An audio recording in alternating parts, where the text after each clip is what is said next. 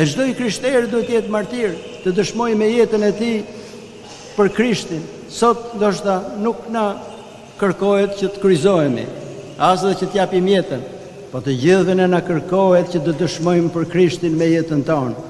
Si mund të quhemi ne këtë krishterë nëse gënjejmë, nëse vjedhim, nëse mashtrojmë, nëse shpifim, nëse merrem edhe thashëtheme, nuk mund të quhemi dot krishterë.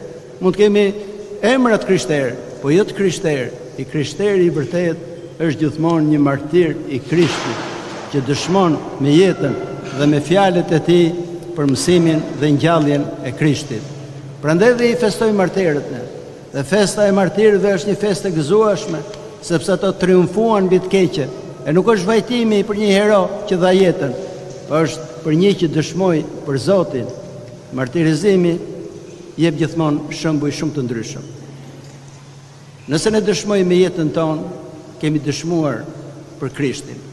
Dikush pyeti një herë Shën Agustinin dhe i tha kisha shumë dëshirë që të bëhesha martir tha për Krishtin, po tani thot persekutimi ka mbaruar.